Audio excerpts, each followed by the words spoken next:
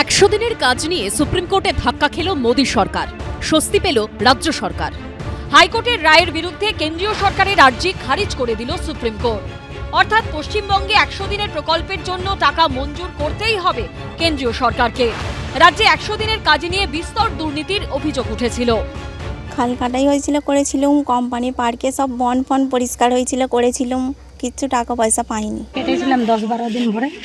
আমার স্বামীও কেটেছিল, আমার স্বামীরও নাম নাই, আমারও নাম নাই।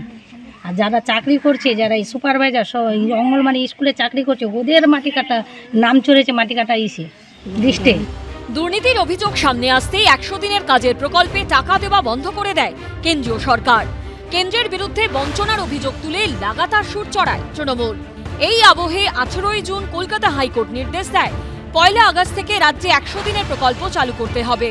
প্রধান বিচারপতি টি.এস. শিবজ্ঞানম তার পর্যবেক্ষণে স্পষ্ট বলেন, কোনো কেন্দ্রীয় প্রকল্পকে অনন্তকালের জন্য ঠান্ডা ঘরে পাঠিয়ে দেওয়া যায় না। কেন্দ্র চাইলে কেন্দ্রীয় পোর্টালের মাধ্যমে সরাসরি নির্দিষ্ট ব্যক্তির অ্যাকাউন্টে টাকা পাঠাতে পারবে। এই নির্দেশ চ্যালেঞ্জ করে সুপ্রিম কোর্টের দ্বারস্থ হয় কেন্দ্রীয় সরকার। সোমবার সেই সংক্রান্ত শুনানি ছিল। কার্যত কয়েক সেকেন্ডের মধ্যেই কেন্দ্রীয় সরকারের আর্জি খারিজ করে দেয় সর্বোচ্চ আদালত। সোশ্যাল মিডিয়ায় পোস্ট করে অভিষেক বন্দ্যোপাধ্যায় লেখেন, এটা বাংলার মানুষের ঐতিহাসিক জয়, যারা দিল্লির অহংকার ও অন্যায়ের সামনে মাথা নত করেনি। এই রায় তাদের গালে গণতান্ত্রিক থাপ্পড়, যারা বিশ্বাস করতেন বাংলাকে ধমক দেওয়া, ভয় দেখানো বা চুপ করানো সম্ভব। বিজেপির অহংকারের হিসেব পূর্ণ হয়েছে। আগেও বলেছি, আবার বলবো, চলবে না অন্যায়, টিকবে না ফন্দি, জনগণের আদালতে হতে হবে বন্দী। জয় বাংলা। সুপ্রিম কোর্টও বলল না অন্যায়। মোদী সরকার, তুমি যা করছো অন্যায়। গরিব মানুষের পেটে লাথি মারাটা রাজনীতি নয়। রাজনৈতিক স্বার্থে তোমরা এই কাজ করছো, যেহেতু তোমাদের 200 পার পকার পার হয়ে গেছে, তাই তোমরা এখন বাংলার মানুষকে বঞ্চনা করছো। সেই লড়াই মুখ্যমন্ত্রী চালিয়ে গেছেন এবং তার ফল আজকে সুপ্রিম কোর্ট থেকে আমরা পেয়েছি। সুপ্রিম কোর্ট কি বলছে? হাইকোর্টের রায়কে মানতে বলছে। তো হাইকোর্টের রায়টা বের করুন, একটা একটা করে প্যারা পড়ুন এবং তার বাংলা মানে বলুন, যদি বুঝে থাকেন বাংলা, যে কী করতে বলেছে।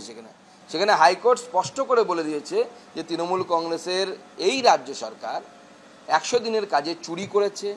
যারা অযোগ্য তাদের অ্যাকাউন্টে টাকা গেছে, যারা যোগ্য, যারা খেটে সত্যি পরিশ্রম করেছে, তারা টাকা পায়নি। এবং কেন্দ্র সরকারকে এই দুর্নীতির তদন্ত করতে বলেছে, নোডাল অফিসার নিযুক্ত করতে বলেছে কেন্দ্র সরকার। 18 জুন কলকাতা হাইকোর্ট এও নির্দেশ দিয়েছিল যে দুর্নীতি আটকাতে যে কোনো শর্ত আরোপ করতে পারবে কেন্দ্রীয় সরকার। আর এই শর্ত আরোপ হবে শুধুমাত্র পশ্চিমবঙ্গের জন্যই। যে কোনো ধরনের নিয়মও তৈরি করতে পারবে তারা, এবং রাজ্যের সব জেলাতেই তদন্ত চালিয়ে যেতে পারবে কেন্দ্র।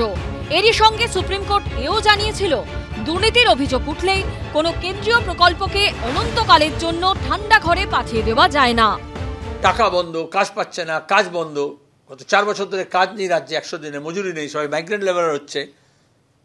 গ্রামের অর্থনীতি চৌপাট হচ্ছে, হাজার হাজার কোটি টাকা এই গ্রামে তো পুষ হতো। সেটা এখন রাজ্য সরকার এবং কেন্দ্র সরকার দুজনকেই কাজ চালু করতে হবে, বকেয়া টাকা দিতে হবে, এবং যাদের কাজ চেয়েছে, কাজ দেয়নি, ফর্ম ফিল আপ করেছে, তাদেরকে ভাতা দিতে বাধ্য। সব মিলিয়ে সুপ্রিম কোর্টের রায়ের পর 100 দিনের প্রকল্প নিয়ে ফের সরগরম রাজ্য রাজনীতি। বিজেন্দ্র সিংহ, ব্রতদীপ ভট্টাচার্য ও হিন্দল দেব রিপোর্ট, এবিপি আনন্দ।